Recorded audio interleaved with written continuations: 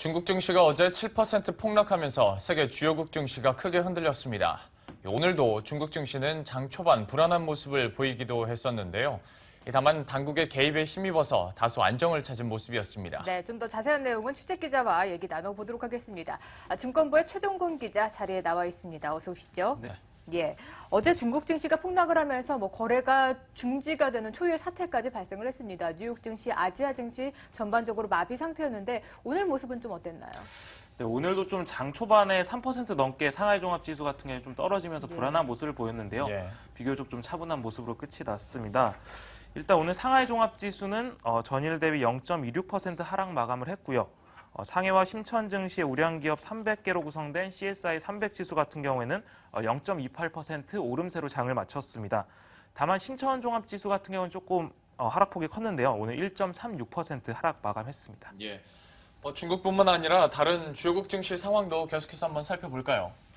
네, 그렇습니다. 어제 사상 처음으로 서킷 브레이커가 발동이 네. 되고 처음으로 거래가 중단이 되면서 이제 우리나라를 비롯한 일본, 유럽, 미국 다 많이 빠졌는데 예.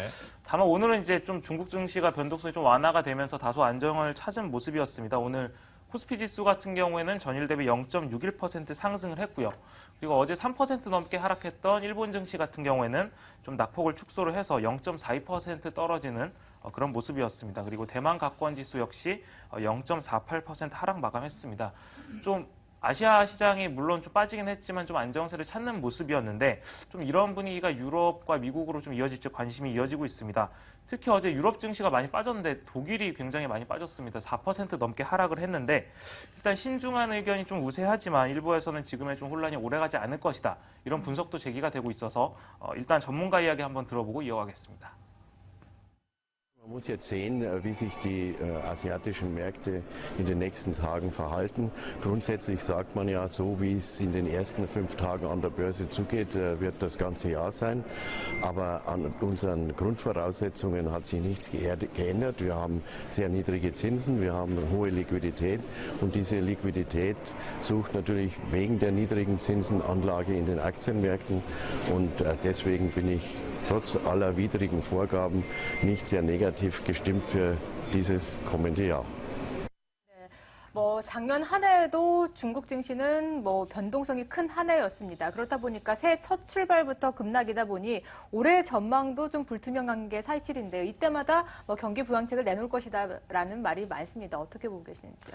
그렇습니다. 일단 어제 중국 증시 사상 처음으로 서킷 브레이커가 발동이 됐고 또 중동발 정세 불안, 제조 불안, 부진 이런 여러 가지 요소가 있는데 가장 큰 건 이제 아무래도 중국의 경기 둔화 우려가 가장 컸었거든요. 그래서 이 때문에 좀 중국 정부가 좀 강하게 경기 부양책을 내놓을 것이다. 이런 좀 기대감이 부각이 되고 있습니다. 실제 오늘 중국 인민은행이 증시의 긴급 유동성을 또 투입키로 결정을 했습니다. 중국 인민은행은 공개시장 조작을 통해서 1,300위안 규모의 유동성을 시장에 공급할 계획이고요.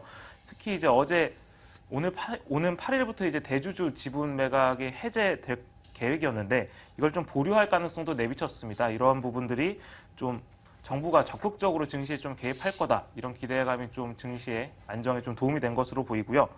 다만 이제 지난해 중국 증시가 굉장히 많이 흔들렸지 않습니까? 네. 하루에 8% 폭락하고 이런 경우도 굉장히 많았는데 앞으로 이제 중국 경기 둔화 속도가 더 빨라질 것이다. 이런 전망도 있고요. 좀 회복이 좀 어떻게 될 것인지 좀 전망이 엇갈리고 있어서 변동성이 좀 더 확대될 것이다. 이런 분석도 좀 강하게 제기가 되고 있습니다. 예. 역시 새 출발부터 쉽지가 않은데요. 특히 중국발 리스크로 인해서 국내 증시의 변동성도 좀 주의하셔야겠습니다. 최종근 기자와 함께했습니다. 고맙습니다. 네, 감사합니다.